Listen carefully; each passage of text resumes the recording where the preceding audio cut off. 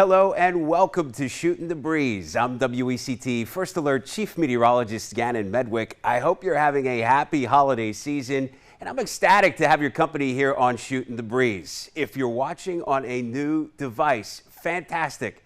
A new Shootin' the Breeze drops every month or so, allowing us more time to dive into Cape Fear and Carolina weather topics more deeply than standard TV segments.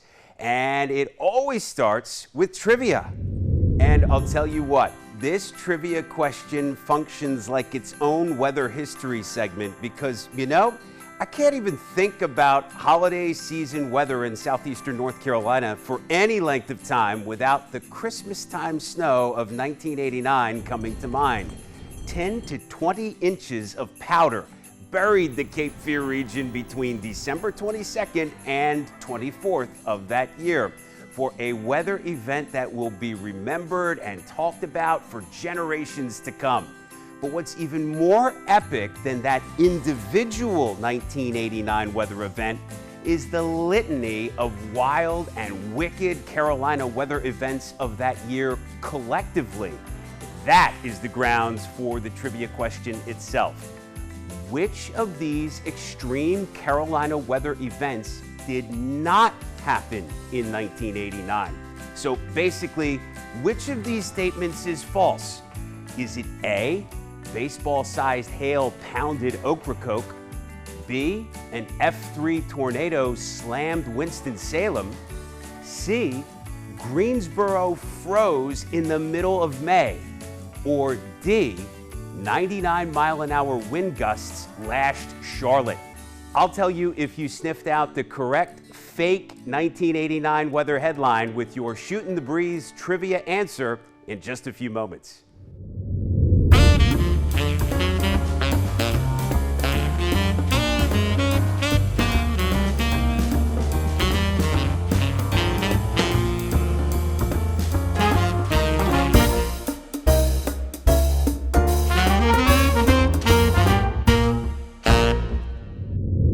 In this segment, I'm excited for us to scrutinize one of the Carolinas' best-known pieces of weather lore. That is, if you hear thunder in winter, it will snow within 10 days. I love this one because there's some truth to the relationship. And to unpack it, let's first consider thunder from a seasonal perspective. In the summer, thunder is almost an everyday thing, as 90-degree temperatures and 75-degree dew points readily fuel pop-up storms. Big thermodynamics in play in a Carolina summer. But in a Carolina winter, it's not 90 degrees in January. So an extra dynamic is usually needed to generate the electrical charge separation in the clouds necessary for lightning and thunder. And that dynamic is the polar jet stream. In wintertime, this screaming fast upper atmospheric river of wind flows roughly along the boundary of Arctic air, stuff that's cold enough to support snow, and milder subtropical air. When this jet buckles southward, its associated upper energy plus the clash of surface air masses can mean game on for wintertime thunder in the Carolinas. Now, for the snow within 10 days part of the weather lore to come to fruition, what the polar jet does next is of the utmost importance. Sometimes a jet stream buckle or trough is the first signal of the establishment of what's called a blocking pattern. This type of pattern offers the Carolinas a fresh supply of cold air and even reinforcements thereof. If moisture sources line up right, this pattern can offer snow to the Carolinas. And just as the old weather lore says, these blocks usually do operate on timescales like 6, 8, and 10 days.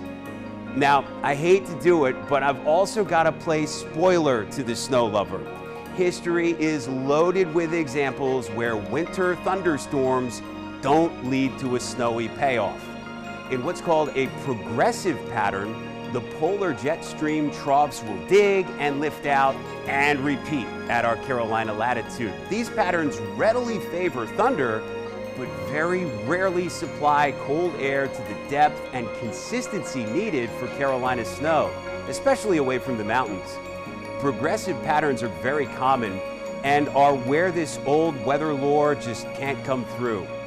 I've read some studies done on this from various sites on the Carolina Piedmont and coastal plain, and they've put the ratio around 5-to-1. That is, for every 5 episodes of winter thunder, snow follows for about 1 of them within 10 days' time. Certainly enough to notice a relationship, but far from a slam dunk. And the last thing I should add as we're shooting the breeze about thunder and snow is to acknowledge that they can happen together. The rare phenomenon of thunder snow has been documented in the Carolinas in exceptionally dynamic winter storms.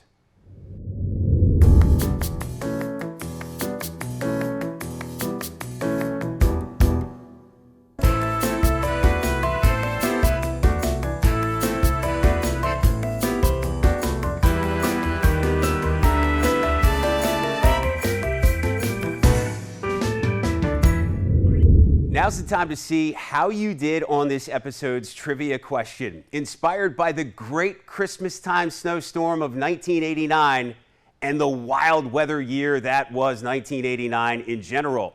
So which of these wicked weather events did not happen in North Carolina in 1989? Choice D might jump off the page to you with that wind gust to almost triple digits at Charlotte, but that actually happened as the beast that was Hurricane Hugo plowed into the Carolinas in September of 1989. Hugo made landfall near Charleston, South Carolina, hundreds of miles away from Charlotte, but it was so strong on impact and so quick to move inland, it was able to maintain severely damaging wind gusts near 100 miles per hour all the way to the Queen City. Choices B and C exemplify the harshness that was the spring of 1989, with parts of the Triad experiencing a freeze in the second week of May and violent tornadoes that just happened to be days earlier. That leaves A as the correct answer. As wild as the weather year was in 1989, baseball-sized hail did not slam down on Ocracoke Island in 1989. Congrats if you got it, and thanks for playing in any case. That's it for this 5th episode of Shootin' the Breeze and the final one of 2022. Special shout out if you're watching on a new streaming device that you got for the holidays. Please roll back and see some of the other episodes that have dropped this year. And I certainly hope we can connect like this again. Simply search WECT in your channel store. It's free. And please connect with me on these platforms if you have a question about a topic you saw here on Shootin' the Breeze. If you have a suggestion for a Cape Fear or Carolina weather item you'd like to see covered in the future, or if you just want to say hello and what's the good word. And as always, WECT.com/anywhere is a great place to find more unique WECT over-the-top content. Hope I'll see you for the next episode of Shootin' the Breeze, and take care.